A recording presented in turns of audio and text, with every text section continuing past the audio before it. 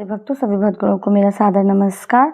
श्री कृष्ण जन्माष्टमी को कृष्णाष्टमी, गोकुलाष्टमी, अष्टमी, रोहिणी, श्री कृष्ण जयंती और श्री जयंती के नाम से भी जाना जाता है। अर्धरात्रि में अष्टमी तिथि और रोहिणी नक्षत्र के संयोग में श्री कृष्ण जन्मोत्सव मनाने की परंपरा है। भगवान विष्णु के अवतार माने जाने वाले प्रभु श्री कृष्ण का हिंदू धर्म में बहुत महत्व है। श्री कृष्ण जन्माष्टमी भादव मास के कृष्ण पक्ष की अष्टमी तिथि को भगवान श्री कृष्ण के जन्मोत्सव के रूप में मनाई जाती है।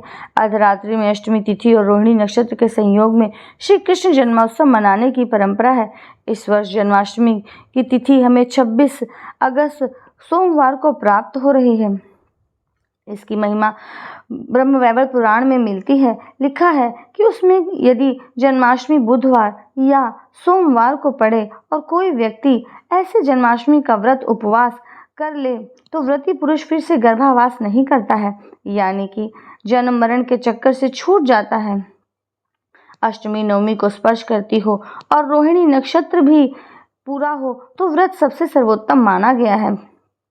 यह व्रत पूरा योग जैसे भगवान ने वैवर्त पुराण में बताया है, इस वर्ष 2024 में उसी प्रकार से हमें प्राप्त हो रहा है। अतः यत्न करके हमें इस व्रत के उपवास को धारण करना चाहिए।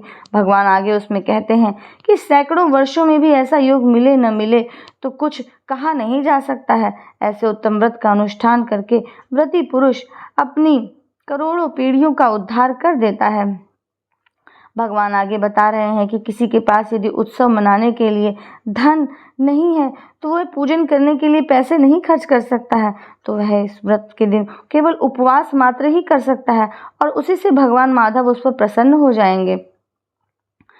कितनी ही अद्भुत महिमा है कि केवल आप उपवास कर लेंगे तो भी भगवान की प्रसन्नता आपको मिल जाएगी। यह बात पद्म पुराण में भी कही गई है कि यदि यहाँ पर भी वर्णन है कि यदि जन्माष्टमी आपको सोमवार या बुधवार को प्राप्त हो रही है तो यह पितरों को प्रेत योनि से मुक्ति देता है और करोड़ों कुलों को तार देता है। तो यह जो भी मैंने आपको बताया है यह बिल्कुल शास्त्रीय बात है, आप ब्रह्म वैवर्त पुराण में देख सकते हैं। अतः ये जान लेते हैं कि जन्माष्टमी के दिन शुभ मुहूर्त क्या है तथा यह कब से आपको अष्टमी तिथि की प्राप्ति हो रही है। पंचांग के अनुसार भाद्रपद माह के कृष्ण पक्ष की अष्टमी तिथि की शुरुआत 26 अगस्त को सुबह 3:39 से हो रही है तथा 27 अगस्त को सुबह 2:19 पर समाप्त होगा। ऐसे इस वर्ष श्री कृष्ण जन्माष्टमी का पर्व 26 अगस्त दिन सोमवार को ही मनाया जाएगा। इस वर्ष भगवान श्री कृष्ण का 5251वां जन्मोत्सव मनाया जाएगा। कृष्ण जन्माष्टमी के पूजन का शुभ मुहूर्त 26 अगस्त को दोपहर 12 बजे से 27 अगस्त की देर सुबह 12:44 तक रहेगा। जन्माष्टमी के दिन रोहिणी नक्षत्र दोपहर 3:55 से प्रारंभ होगा और 27 अगस्त को दोपहर 3:38 पर समाप्ति होगी। अतः मैं आपको फिर से बता रही हूँ कि आपको इस वर्ष कोई असमंजस की स्थिति नहीं है। आपको यह व्रत केवल और केवल 26 अगस्त सोमवार के दिन ही करना है। आइए अब जान लेते हैं कि आपको किस प्रकार से जन्माष्टमी के व्रत का पालन करना है। इसके बारे में आपको 3 मान्यताएं दी गई हैं। पहली तो लोग 12 बजे तक उनका जन्मोत्सव करते हैं तथा उसी के बाद अपना पारण कर लेते हैं, तो यह बिल्कुल सही नहीं है। अगर आपको रात्रि में पारण करना भी है तो कम से कम 12:47 के बाद इसका पारण करिएगा, तब तक निश्चित काल रहेगा। इसका भी वर्णन आपको पद्म पुराण में प्राप्त हो जाता है कि आप किसी भी तिथि या उत्सव को मनाने के उपरांत भी व्रत का पारण कर सकते हैं, लेकिन आप इसको निश्चित काल को बीतने के बाद करेंगे, अर्थात 12:47 के बाद करेंगे। दूसरा तरीका है कि आप लोग सूर्योदय के साथ ही अपने व्रत का पारण करते हैं, अर्थात जब सूर्योदय हो तब आप अपने व्रत का पारण करिए। तथा तीसरा सबसे कठिन जो तरीका है वह बहुत ही व्रती लोग अपनाते हैं कि जब तक आपके पास रोहिणी नक्षत्र की प्राप्ति हो रही है तब तक आपको पारण नहीं करना है, अर्थात रोहिणी नक्षत्र की प्राप्ति आपको अगले दिन दोपहर 3:55 तक प्राप्त हो रही है। अगर संभव हो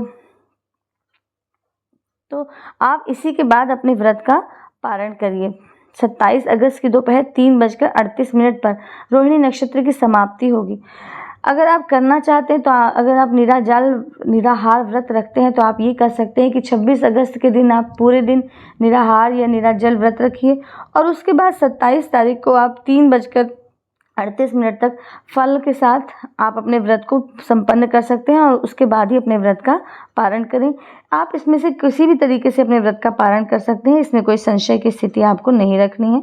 आप तीनों तरीकों से आप अपने व्रत का उपवास खोल सकते हैं। आपको बता दें कि 20 करोड़ एकादशी के व्रत के बराबर यह जन्माष्टमी का व्रत फल देने वाला है। अर्थात यत्न करके, कोशिश करके जन्माष्टमी के व्रत को अवश्य धारण करें, उस दिन उपवास करें, यथासंभव निराहार रहें, निराजल रहें। जब आपको आवश्यकता अनुभव हो तभी इन सब चीज़ों को ग्रहण करें। श्री कृष्ण जन्माष्टमी के दिन आइए जानते हैं किस प्रकार से आपको अपनी पूजा संपन्न करनी है।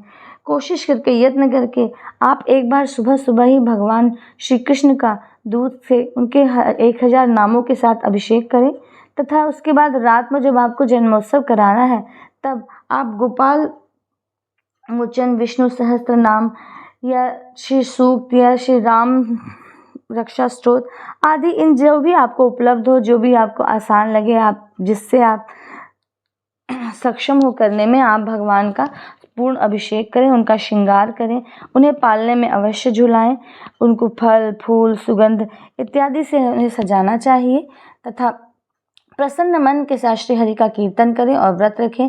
संभव हो तो निराहार अथवा फलाहार व्रत रखें। शाम के समय भजन, संध्या पूजन करें। रात्रि में भगवान श्री कृष्ण का पंचामृत से स्नान कराने के बाद उन्हें मीठे पकवान, माखन इत्यादि का भोग लगाएं, तुलसी दल अर्पित करें। अगर संभव हो तो रात्रि का जागरण करें और रात्रि भर भगवान का नाम जप करें, कीर्तन करें। इससे सभी कष्टों का नाश होगा। यदि आप रात भर ओम नमो भगवते वासुदेव मंत्र का जाप करते हैं तो आपको अत्यंत दुर्लभ फलों की प्राप्ति होगी।